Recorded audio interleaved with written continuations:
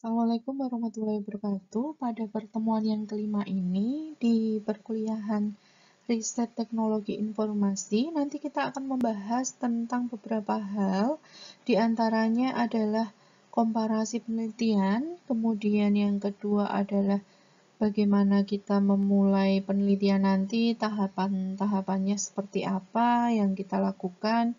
Kemudian nanti bagian selanjutnya kita akan membahas bagaimana cara membuat latar belakang dan rumusan masalah pada penelitian.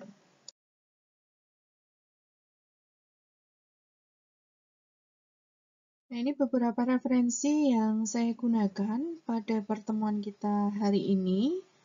Itu saya ambil di antaranya dari websitenya Pak Romi, nanti kalian bisa baca secara detailnya, kemudian dari bukunya Pak Zain Al-Hasibuan, kemudian dari beberapa paper, kemudian bukunya Pak Dawson, kemudian ada paper dari V yang nanti akan kita gunakan untuk membahas latar belakang dan rumusan.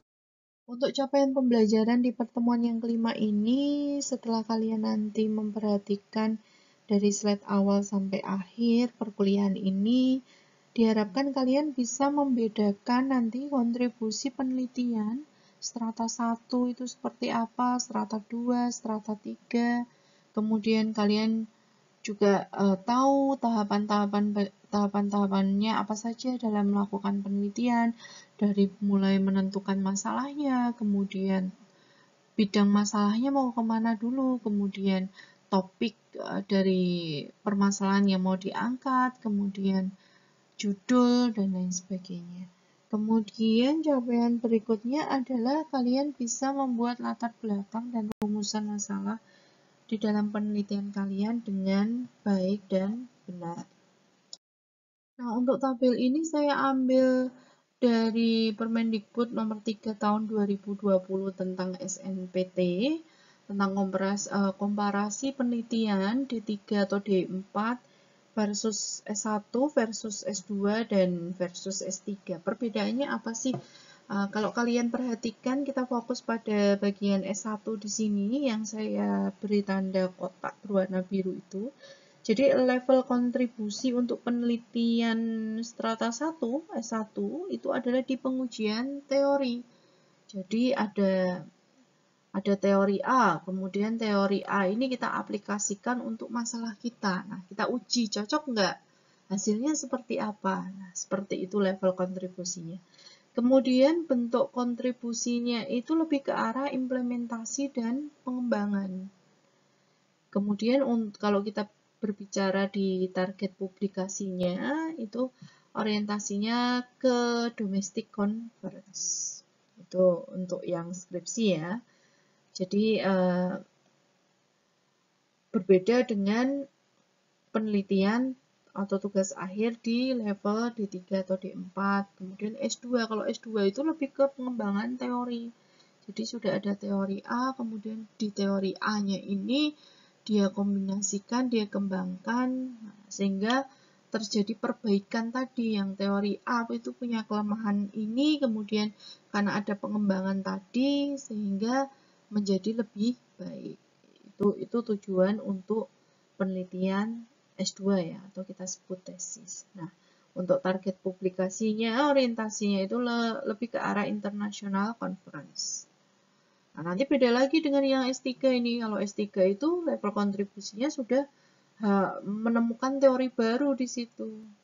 Teori yang diciptakan sendiri di situ. Teori baru yang memang belum pernah orang lain menemukannya. Sehingga bentuk kontribusinya di sini lebih ke arah substansial dan invention. Untuk target publikasinya itu sendiri lebih ke arah international journal. Itu untuk yang levelnya disertasi. Nanti beda lagi untuk yang D3, D4 itu level kontribusi penelitiannya lebih ke kemampuan teknis. Nah, bentuk kontribusinya itu sama seperti skripsi S1. Nah, jadi lebih ke arah implementasi dan pengembangan.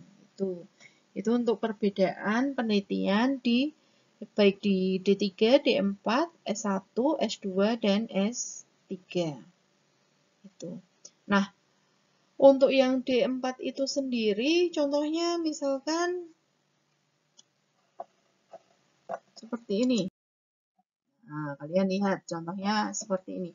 Untuk D4 misalkan ada judulnya pengembangan sistem informasi rumah sakit untuk rumah sakit Sukasembuh. Di sini karakternya apa dia tadi? Penguasaan kemampuan teknis, ada skill teknisnya di sini. Apa yang apa yang akan dilakukan di sini? Nah, ini membuat sebuah sistem informasi rumah sakit dengan objek yang dia teliti itu adalah rumah sakit Sukasembuh. Nah, untuk yang contoh yang S1 di sini, contohnya saja sistem cerdas berbasis NN untuk prediksi harga saham. Nah, di sini level kontribusinya dia menguji teori yang ada. Teori apa di sini? Teori NN di sini. Diuji untuk apa? Untuk melakukan prediksi tadi sebuah harga saham.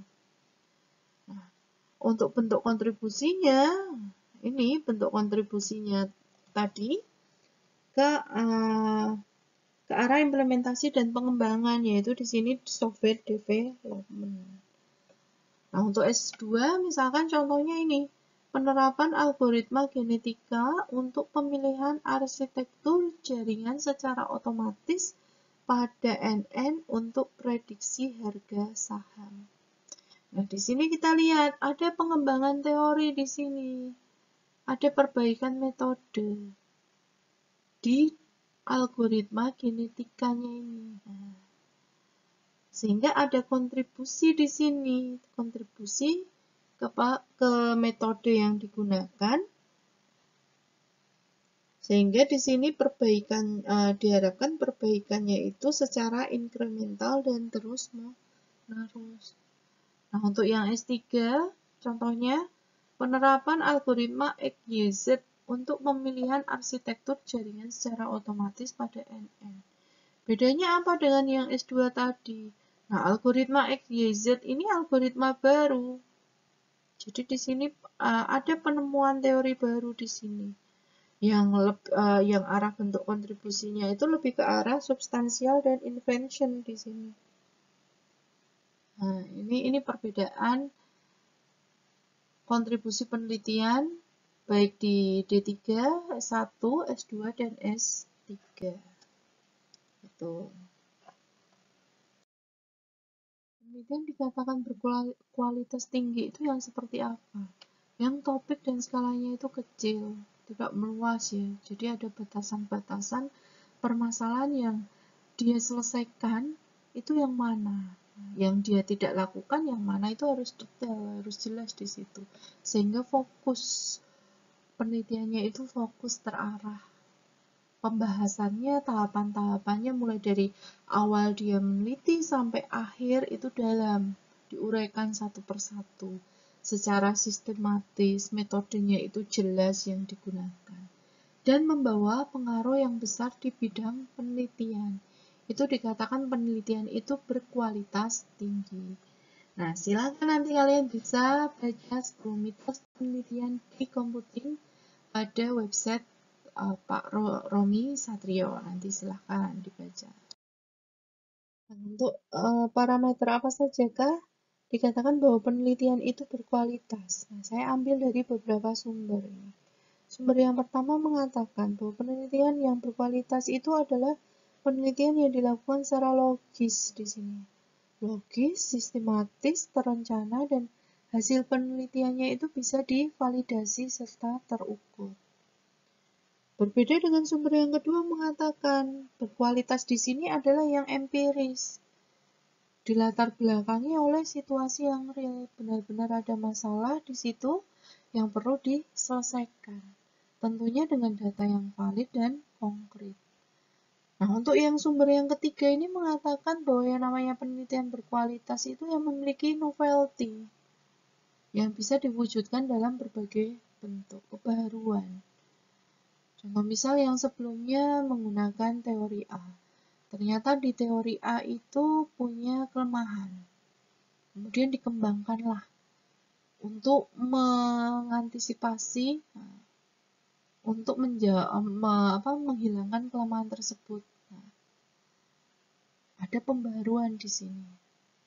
Itu menurut sumber yang ketiga. Kemudian sumber yang keempat mengatakan penelitian yang berkualitas itu yang menghasilkan kontribusi ke pengetahuan, yang punya orisinalitas yang tinggi di sini, yang benar-benar orang lain itu belum pernah melakukan sebelumnya. Kalau ternyata metode yang digunakan sama, tidak ada masalah, karena objek yang dia teliti itu berbeda. Perbedaan objek yang diteliti ini kan mempengaruhi hasil dari pengujian yang dilakukan. Belum tentu nanti metode A diterapkan di objek A dengan metode A diterapkan di objek B itu hasilnya sama, bisa jadi berbeda seperti itu. Kemudian sumber yang kelima, penelitian itu menghasilkan kontribusi ke pengetahuan. Nah, ini hampir sama seperti sumber yang keempat. Kemudian sumber yang keenam, penelitian yang berkualitas itu yang bisa direplikasi oleh peneliti lain. Maksudnya direplikasi apa?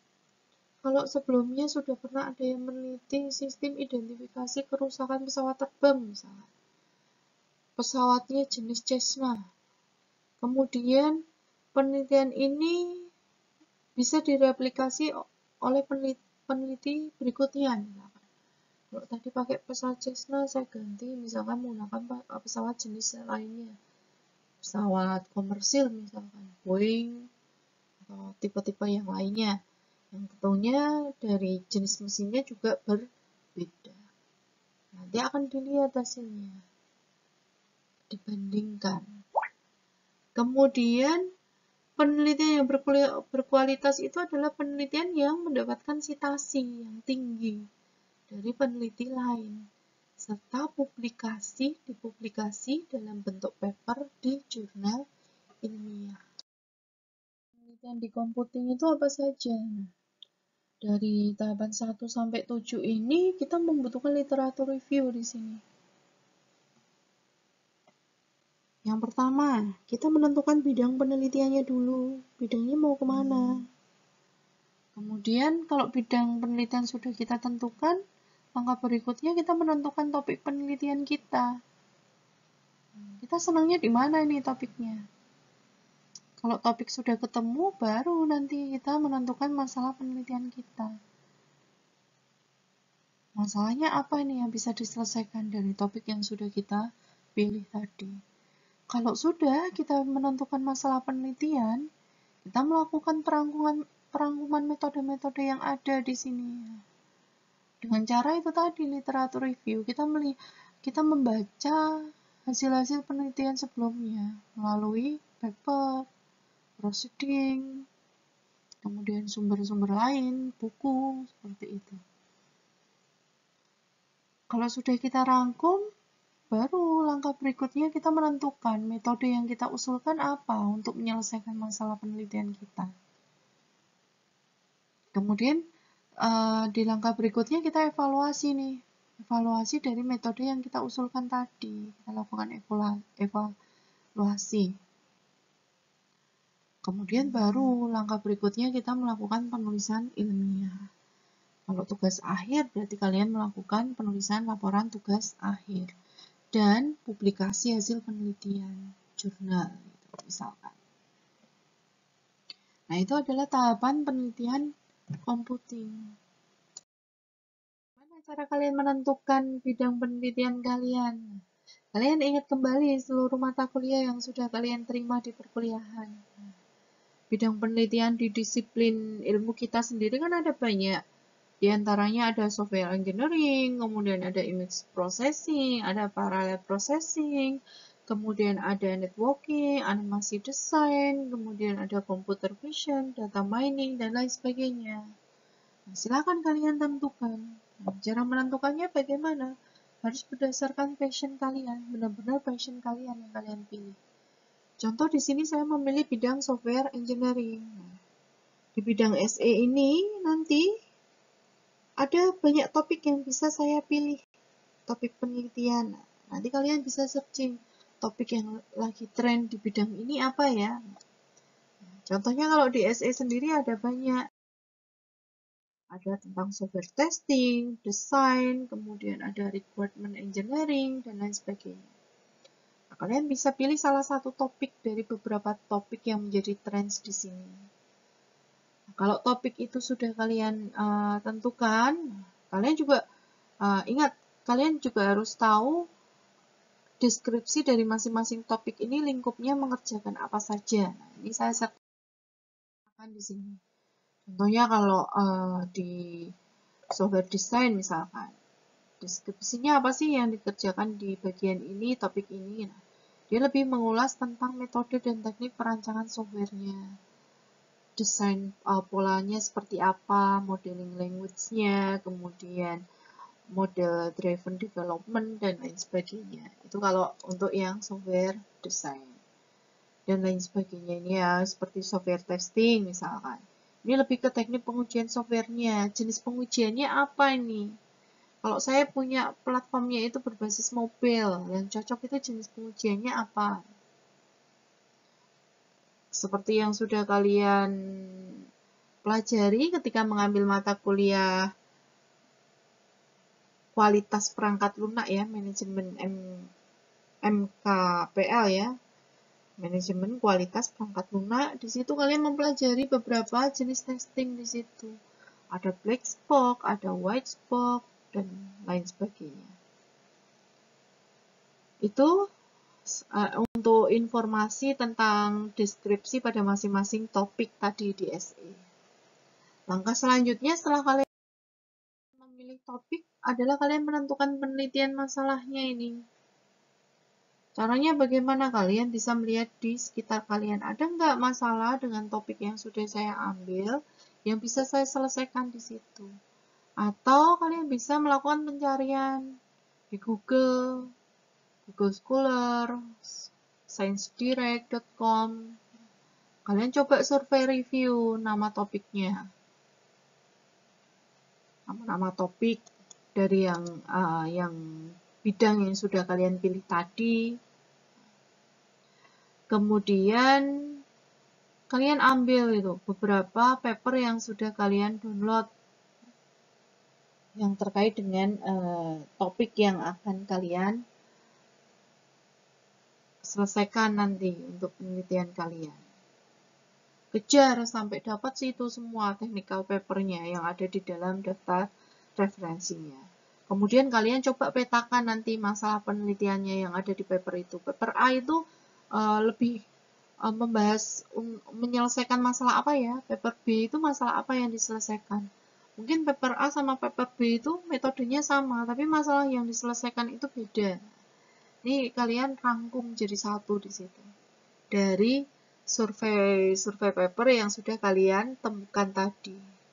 Kalau bisa kalian bisa menggunakan Mendeley, itu saran saya untuk memudahkan kalian mengelola nanti, mengelola literatur reviewnya tadi, beberapa paper yang sudah kalian kumpulkan terkait dengan masalah topik dari penelitian yang akan kalian angkat di situ.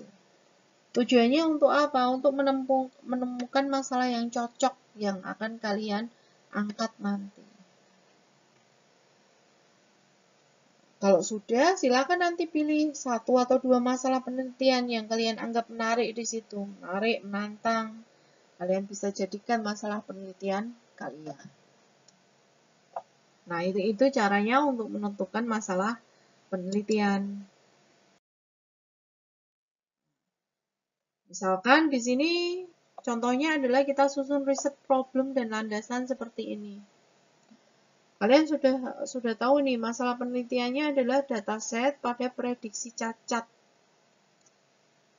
Software berdimensi tinggi memiliki atribut yang bersifat noise dan kelasnya bersifat tidak seimbang, menyebabkan penurunan akurasi pada prediksi cacat software. Kalian bisa tahunya masalah penelitian ini bisa kalian angkat dari mana ya? Dari landasan literatur yang sudah kalian kumpulkan tadi. Kalian baca satu-satu. Ini masalahnya tentang apa toh? Kemudian bagaimana caranya menyelesaikannya, hasilnya seperti apa.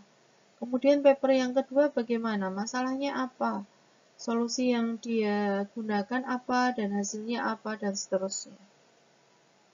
Dibuat perbandingan di sini. Ini sebagai landasan literatur. Sehingga dari landasan beberapa literatur yang sudah kalian kumpulkan ini bisa membantu kalian untuk menemukan masalah penelitian kalian. Kalau sudah menentukan masalah penelitian, langkah berikutnya adalah kalian merangkum metode yang ada dari hasil literatur tadi. Jadi kalian harus paham nanti semua paper penelitian yang tujuannya memecahkan masalah yang sama dengan yang kita pilih, dengan yang kalian pilih di situ. Kemudian kalian coba pahami metode atau algoritma terkini yang mereka gunakan, yang penelitian sebelumnya gunakan itu apa metodenya. Bisa nggak nanti dikembangkan? Bisa nggak metode ini nanti kalian gunakan untuk objek yang berbeda? Cocok nggak? Ini kan perlu kalian baca tadi dari survei paper-paper yang sudah kalian kumpulkan. Nah, untuk dalam bidang komputing itu sendiri, metode ini biasanya adalah algoritma yang sistematis, logis, dan matematis untuk menyelesaikan masalah. Kalau sudah kalian merangkum metode yang ada, langkah berikutnya adalah kalian menentukan ini. Oh, ini kalau penelitian saya, metode yang saya usulkan adalah ini. Gitu. Ini lebih baik ini bila dibandingkan dengan metode yang sebelumnya mungkin. Nah, kalian bisa mengatakan seperti itu tadi dari hasil literatur review tadi, landasan-landasan dari penelitian-penelitian sebelumnya yang sudah kalian baca. Kemudian keunggulan metode yang kalian usulkan itu apa? Itu harus ada landasannya, harus ada referensinya. Kenapa kalian memilih metode itu? Misalkan kalian membuat sebuah sistem absensi. Absensi itu keunggulannya untuk ada proses deteksi wajahnya. Kalian menggunakan algoritma Eigenface misalnya. Ini harus ada landasannya. Kenapa kalian memilih Eigenface? Kenapa tidak metode deteksi yang lainnya? Kenapa harus Eigenface? Ini harus dimunculkan keunggulan metode ini dan tidak berasal dari asumsi kalian saja. Oh, saya bisanya Eigenface, tidak bisa seperti itu. Harus ada landasannya, referensinya. Dan ini harus bisa dibuktikan secara matematis dan empiris. Nanti lewat hasil pengujian dan perbandingan dengan metode yang ada. Gitu. Kemudian kalau metode yang sudah kalian usulkan tadi bisa saja dari state of the art method, pengembangan jadi ya, pengembangan, kemudian perubahan objek yang diteliti. Nah, ini kemudian kalian bisa menambahkan sesuatu di situ. Sesuatu di sini adalah algoritma, koefisien, formula, dan lain sebagainya. Bisa kalian tambahkan di situ. Yang akhirnya ketika kita bandingkan nanti dengan metode originalnya, metode kita ini lebih baik. Lebih baik itu ukurannya apa ya? Lebih cepat, lebih akurat, lebih konsisten, dan lain sebagainya. Kalau hasilnya ya sama saja, kenapa kita menggunakan metode itu? Kalau sudah meneliti hal yang sama, kenapa harus kita lakukan penelitian ulang lagi? Berarti kan tidak ada pembaruan di sini. Tidak ada novelty di sini. Sehingga penambahan yang kita lakukan tadi, ya, state of the art method tadi, akhirnya membuat pemecahan masalah itu menjadi lebih baik. Itulah yang disebut kontribusi ke pengetahuan menurut Dawson. Jadi penambahan yang sebelumnya itu belum ada atau yang sebelumnya itu jadi kelemahan, kelemahan itu kalian selesaikan, nah, itu yang dimaksud kontribusi ke pengetahuan.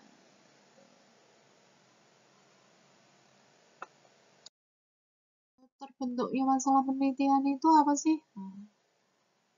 Perlu kalian ingat bahwa penelitian itu dilakukan karena ada masalah di sini. Di mana masalah itu sendiri itu muncul karena latar belakang masalah penelitian. Nah, latar belakang penelitian ini itu berangkatnya bisa dari masalah kehidupan kalian, objek penelitian kalian. Oleh karenanya, jika nanti kalian melakukan penelitian, lihatlah dulu di sekitar kalian ada tidak masalah di situ yang bisa kalian selesaikan berdasarkan topik dan bidang yang sudah kalian pilih tadi, passion kalian. Oke, kita contohkan masalah penelitiannya dulu. Untuk judulnya nanti yang akan kita ulas adalah penerapan particle swarm optimization untuk pemilihan parameter secara otomatis pada SFM untuk prediksi produksi padi. Nah, di sini sengaja tulisannya berwarna-warni karena beda maksudnya. Untuk ungu itu adalah objek data yang diteliti, kemudian untuk yang berwarna orange itu adalah topik penelitiannya. Jadi objek metode yang nanti akan diperbaiki ya, pembaharuannya. Kemudian merah ini adalah masalah penelitiannya, kemudian hijau di sini adalah metode perbaikan yang ditawarkan, kemudian untuk yang biru itu adalah pengukuran penelitiannya. Dari judul ini kita melakukan riset problemnya.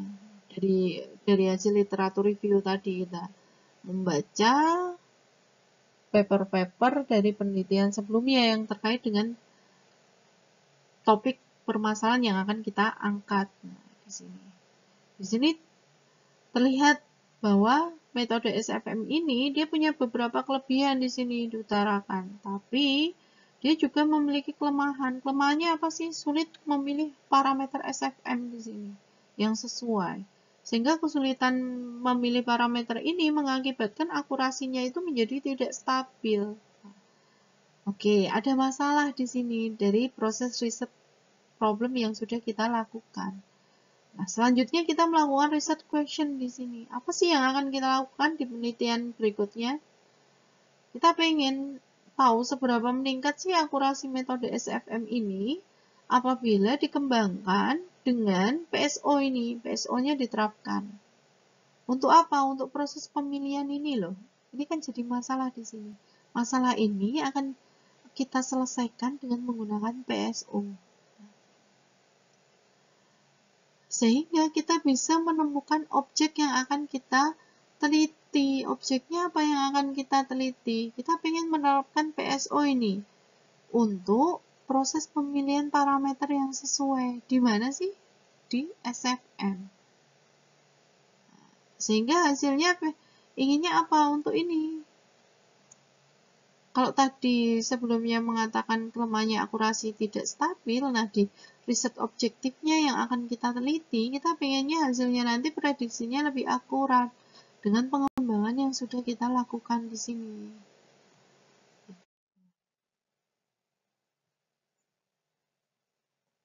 Dari sini kita tahu masalah penelitiannya apa ini.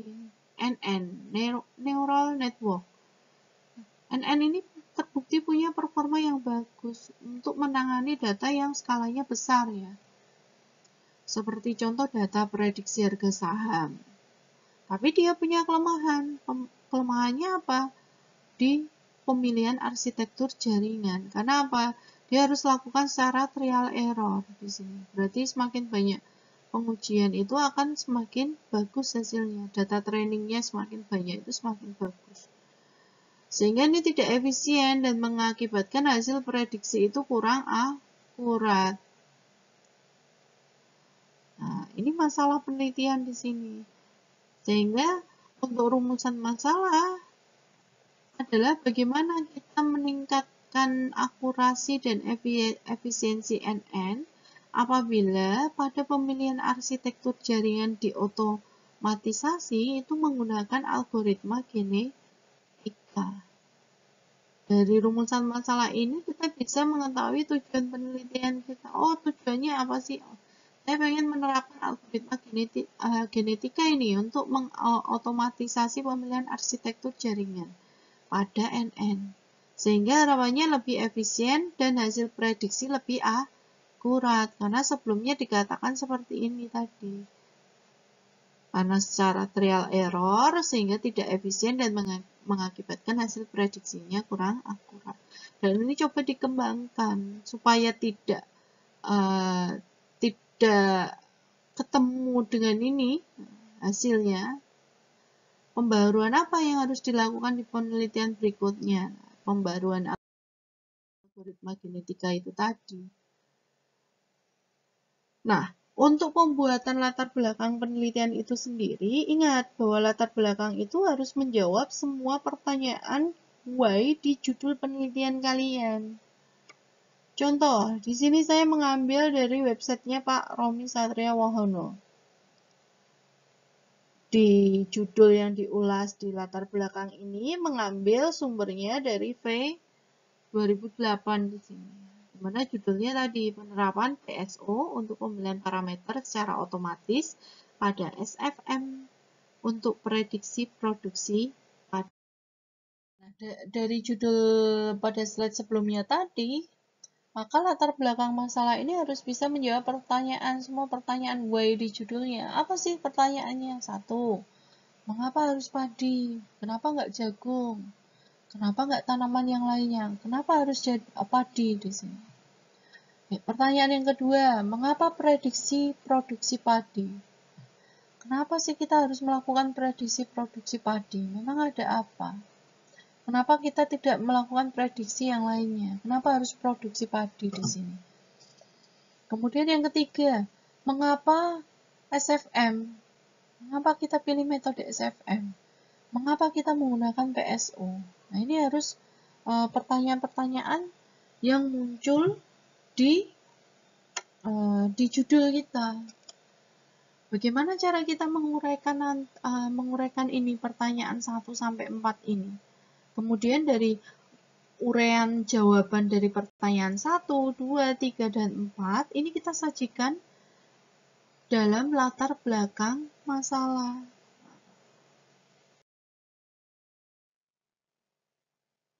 Pola alur dan pokok pikiran paragraf itu kunci keberhasilan dalam menyusun latar belakangnya. 1. Yang pertama, seberapa komprehensif kita merangkumkan penelitian kita. Jadi harus sistematis nanti. Cara menceritakannya itu jangan lompat-lompat. Harus urut. Dari hal yang umum dulu sampai ke hal yang spesifik. Kemudian yang kedua, pokok pikiran seluruh paragraf pada latar belakang masalah penelitian itu harus memuat dan mengikuti 6 pola alur ini. Alur yang pertama itu adalah objek penelitiannya. Yang kedua, metode-metode yang ada. Yang ketiga, kelebihan dan kelemahan metode itu. Kemudian, masalah pada metode yang dipilih apa? Kemudian, solusi perbaikan metodenya seperti apa? Kemudian sampai ke rangkuman tujuan penelitian. Itu 6 pola alur yang harus termuat ketika kita membuat pokok pikiran seluruh paragraf pada latar belakang. Nah, kita praktekkan di sini dari contoh tadi, mengapa padi? Nah, mengapa padi di sini? Dia mengambil referensi dari sumber FAO ini report 2009. Padi adalah komoditas penting di Cina. Nah, dia bisa mengatakan penting di sini kan bukan berdasar dari argumentasi dia sendiri ya. Jadi tadi pertanyaan mengapa padi ini loh, padi itu komoditas penting ini. Ada rujukannya di sini, ada sumbernya yang mengatakan seperti itu. Kemudian produksi padi perlu diprediksi dengan akurat. Karena hasil prediksi yang akurat sangat penting untuk membuat kebijakan nasional. Nah, ini menjawab pertanyaan tadi, mengapa sih kita harus melakukan prediksi produksi padi? Kenapa nggak prediksi yang lainnya, saham atau yang lainnya? Ternyata ini, karena penting untuk kebijakan nasional. Sumbernya dari sini.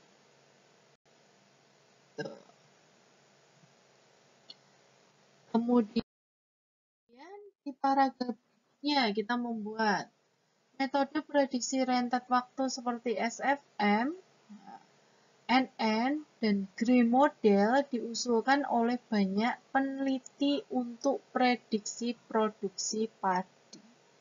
Jadi pada paragraf ini kita mengungkapkan ini metode-metode yang ada untuk melakukan prediksi produksi padi itu beberapa diantaranya adalah ini NN, GM, kemudian ada SFM, dan lain sebagainya. Kemudian yang berikutnya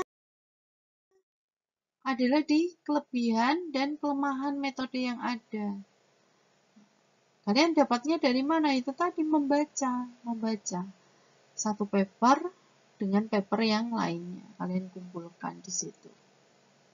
Nah, NN sendiri itu punya kelebihan pada prediksi non-linearnya, kuat di paralel processingnya, dan kemampuan untuk mentoleransi kesalahan.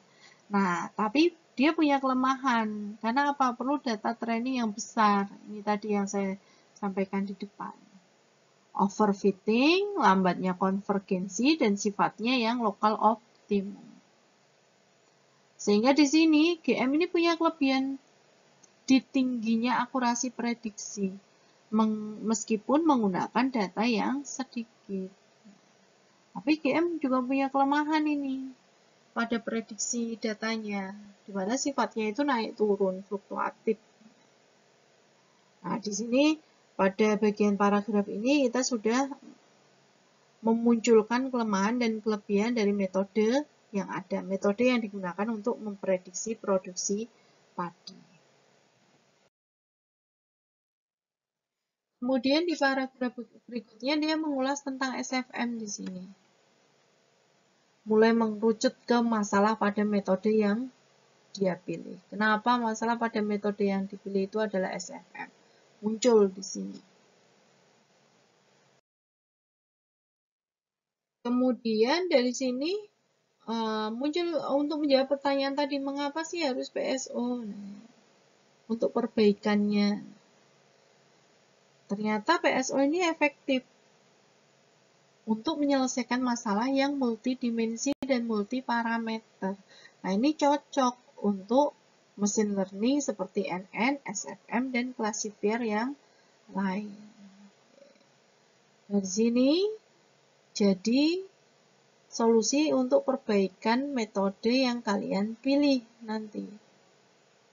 Sehingga pada penelitian ini, PSO itu akan diterapkan untuk pemilihan parameter SFM yang sesuai dan optimal, sehingga menghasilkan prediksi lebih akurat. Nah, itu rangkuman tujuan penelitiannya di akhir paragraf.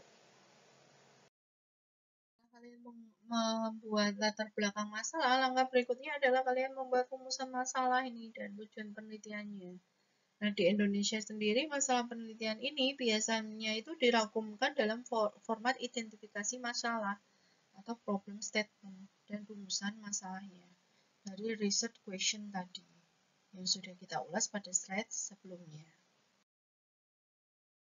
Pada latar belakang dari masalah yang kita bahas tadi, rumusan masalahnya atau masalah penelitiannya itu apa sih? SFM di sini. SFM ini punya algoritma yang performanya sangat baik untuk prediksi rentet waktu. Karena bisa memecahkan masalah yang overfitting tadi. Kemudian lambatnya konvergensi, sedikitnya data training. Tetapi SFM ini punya kelemahan. Kelemahannya adalah sulit untuk memilih parameter yang optimal. Karena apa? Harus dilakukan proses trial dulu, trial and error. Sehingga di sini menyebabkan tingkat akurasi prediksinya itu menjadi rendah. Dari ulasan masalah penelitian tadi, kita bisa melakukan pertanyaan penelitian ini, research question-nya. Sehingga research question-nya apa ini? Seberapa tinggi akurasi metode SFM ini apabila PSO-nya tadi diterapkan pada proses pemilihan parameter yang optimal. Sehingga alternatif research question lain yang bisa kita gunakan itu diantaranya 1. Bagaimana peningkatan akurasi SFM apabila PSO ini diterapkan pada proses pemilihan parameter yang optimal.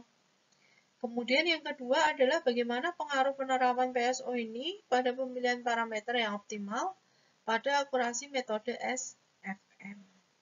Itu bisa kita gunakan untuk rumusan masalah penelitian kita. Nah, tujuan penelitiannya apa? Tujuannya ya menerapkan PSO ini untuk memilih parameter yang optimal pada SFM. Harapannya dengan menerapkan PSO ini bisa meningkatkan akurasi prediksinya.